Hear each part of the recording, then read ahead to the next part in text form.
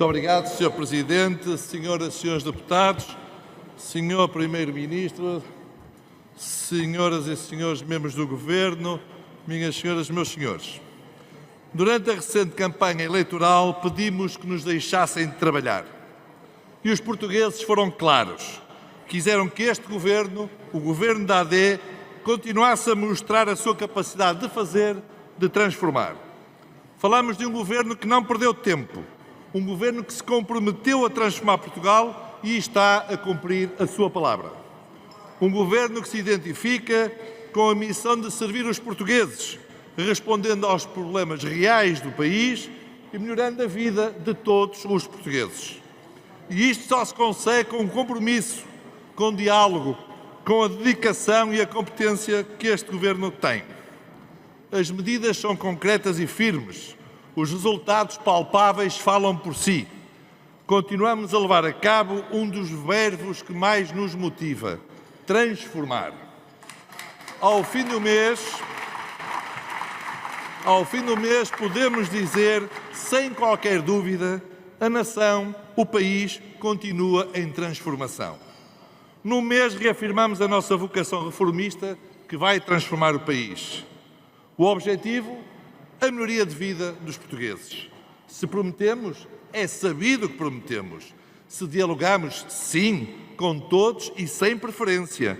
Se ouvimos, sim, ouvimos os portugueses. Se cumprimos, não tenham dúvidas, cumpriremos tudo até ao fim.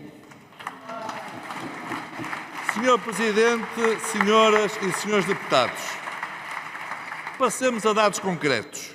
Uma das primeiras ações do Governo foi avançar com uma redução adicional do IRS no valor de 500 milhões de euros. Fizemos já na anterior legislatura, reduzimos o IRS, beneficiamos os trabalhadores, beneficiamos mais ainda os jovens e não esquecemos os idosos. Este é um compromisso claro com as famílias e com os trabalhadores portugueses e voltamos a cumprir. Prometemos baixar o IRS e já o cumprimos neste mês de Governo. Reduzir o IRS é uma medida económica, mas é também uma medida social. Uma medida que, de forma simples e justa, coloca mais dinheiro no bolso dos portugueses. Uma medida que, por si só, incentiva também o consumo, o investimento e o crescimento. Esta decisão demonstra que o nosso Governo entende as dificuldades e age para aliviar quem trabalha e gera riqueza neste país. Porque importam.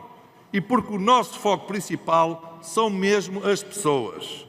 Além disso, este Governo está empenhado em tornar o Estado mais eficiente e mais próximo dos cidadãos e das empresas. As medidas de simplificação fiscal que entraram em vigor são um exemplo claro deste compromisso.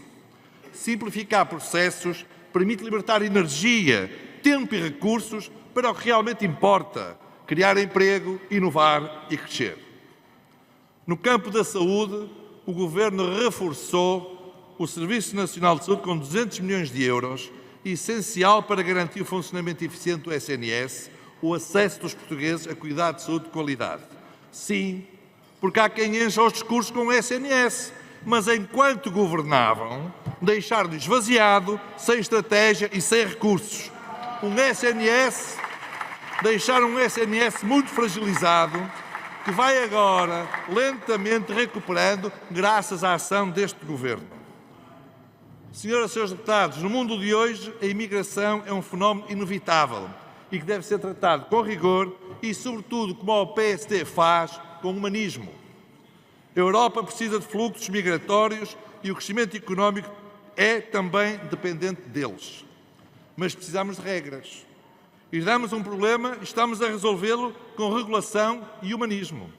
E impressiona muito como o Partido Socialista e a esquerda, responsáveis pelo estado a que chegamos, sejam, ainda hoje, incapazes de fazer uma meia-culpa, reconhecer os erros e pôr-se ao lado das soluções. Como podem falar de humanismo se no vosso tempo de governação abriram a porta sem regulação, permitindo a entrada de milhares e milhares de imigrantes clandestinos, tantas vezes vítimas da extorsão? Quantos entraram no vosso tempo foram roubados, enganados e abandonados? Onde estava o vosso humanismo? Onde estava o humanismo? Apenas e só na vossa retórica, como infelizmente vem sendo habitual. A proposta da Lei da Nacionalidade tem como princípio, e cito, uma genuína, robusta, duradoura ligação a Portugal. E hoje é mais justa e criteriosa. Também mais justas e criteriosas são as alterações à Lei de Estrangeiros no que respeita à entrada de cidadãos da CPLP, no reagrupamento familiar e nos vistos de procura de trabalho. O que exigimos não é real, não é exagero, mas sim compromisso com a realidade. O Governo aprovou ainda a proposta de lei da criação da Unidade Nacional de Estrangeiros e Fronteiras da PSP, com responsabilidades de fiscalização de entrada e controle de permanência de estrangeiros no território nacional. Finalmente foi aprovada, mas já o podíamos ter há bastantes meses, não fosse a birra de alguns. E estas medidas são cruciais para garantir que Portugal continua a ser um país que sabe acolher, que valoriza a integração e respeita aos direitos humanos, mas que também assegura o controlo e a segurança das suas fronteiras. Este é um equilíbrio essencial para um país humanista, justo, democrático e seguro. Mas também em matéria de defesa foram tomadas iniciativas de reforço para a segurança dos portugueses, uma prioridade deste Governo. Desde o reforço das frotas da GNR e da PSP ao compromisso de investimento de 2% do PIB em defesa nacional. Sim, porque Portugal assume-se deste modo como um parceiro comprometido e responsável, reforçando a sua capacidade de defesa, numa altura em que o contexto internacional exige firmeza e preparação e este tema está no centro de todas as preocupações. Mas também a sustentabilidade ambiental é um pilar fundamental deste Governo. O Programa Estratégico Água que Une foi apresentado e assegura o acesso à água para as populações, para a economia e para os ecossistemas. E a Força Aérea já assegura também o transporte de emergência médica, reforçando a rapidez e eficácia no socorro a quem mais precisa. E na educação, como ainda hoje ouvimos, continuamos a valorizar os professores e a estabilidade nas escolas. E abrimos um concurso para mais de 12 mil vagas de educação pré-escolar. Uma resposta tão concreta e tantas vezes adiada no passado e que é tão importante para o futuro das nossas crianças. Mas tivemos coragem e proibimos o uso de telemóveis e também já aprovámos a revisão da disciplina de cidadania. Tantas coisas que se falavam e que fomos nós a concretizar num mês, senhoras e senhores deputados. E a Segurança Social lança um novo portal, mais direto e próximo das pessoas e das empresas, facilitando o acesso, tornando os serviços mais eficientes. E demos início ao processo de privatização da TAP, uma decisão muito necessária para garantir a sustentabilidade e garantir também a modernização da empresa, mas salvaguardando sempre os fatores estratégicos da companhia aérea.